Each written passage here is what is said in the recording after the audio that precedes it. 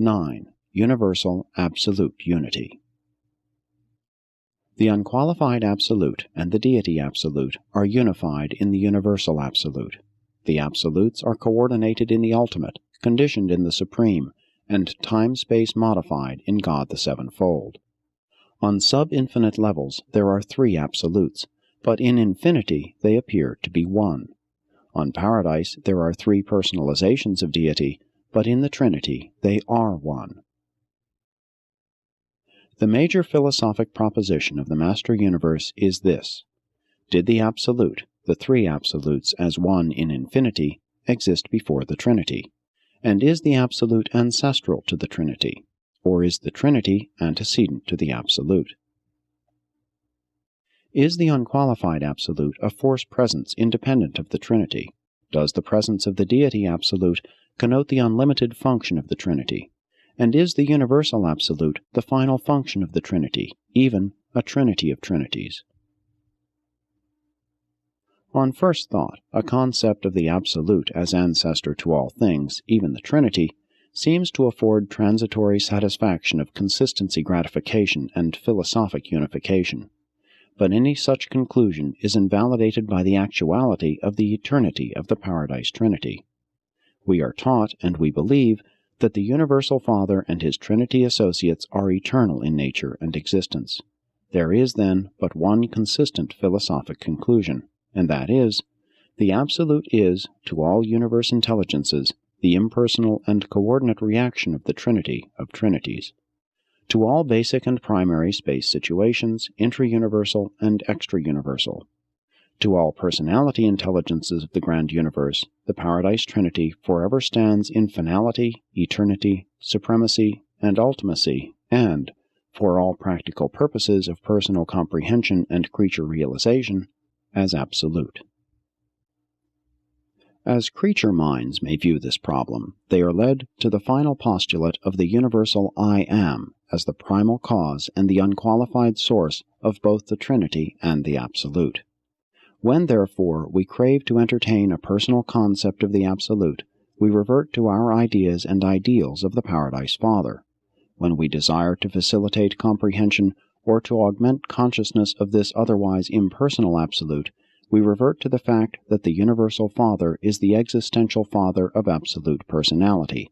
The Eternal Son is the Absolute Person, though not in the experiential sense, the personalization of the Absolute.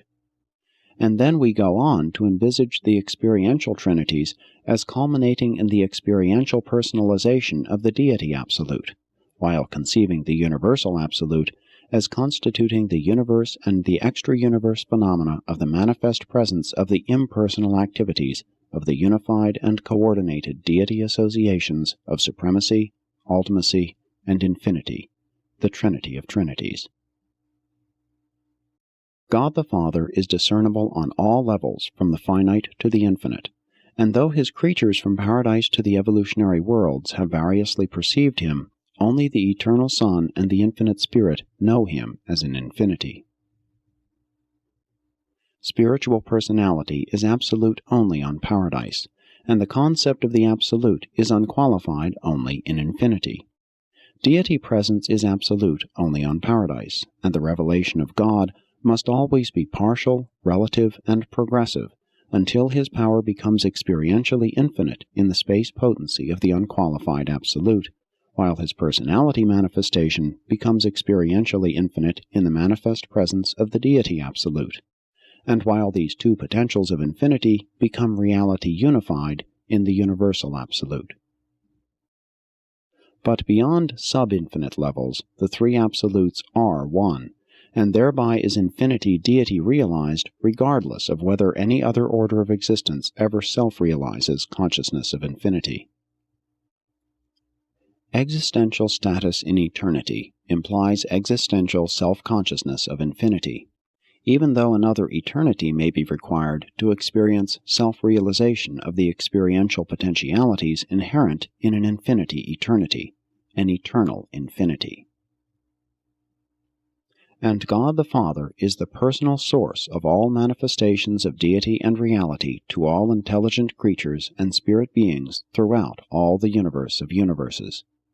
As personalities now or in the successive universe experiences of the eternal future, no matter if you achieve the attainment of God the sevenfold, comprehend God the supreme, find God the ultimate, or attempt to grasp the concept of God the absolute, you will discover to your eternal satisfaction that in the consummation of each adventure you have, on new experiential levels, rediscovered the eternal God, the Paradise Father of all universe personalities. The Universal Father is the explanation of universal unity as it must be supremely, even ultimately, realized in the post-ultimate unity of absolute values and meanings, unqualified reality. The master force organizers go out into space and mobilize its energies to become gravity-responsive to the paradise pull of the Universal Father. And subsequently there come the Creator Sons, who organize these gravity-responding forces into inhabited universes, and therein evolve intelligent creatures who receive unto themselves the spirit of the Paradise Father, and subsequently ascend to the Father to become like Him in all possible divinity attributes. The ceaseless and expanding march of the Paradise creative forces through space seems to presage the ever-extending domain of the gravity grasp of the Universal Father, and the never-ending multiplication of varied types of intelligent creatures who are able to love God and to be loved by Him, and who, by thus becoming God-knowing, may choose to be like Him, may elect to attain paradise, and find God. The universe of universes is altogether unified. God is one in power and personality. There is coordination of all levels of energy and all phases of personality. Philosophically and experientially, in concept and in reality, all things and beings center in the Paradise Father. God is all and in all, and no things or beings exist without Him.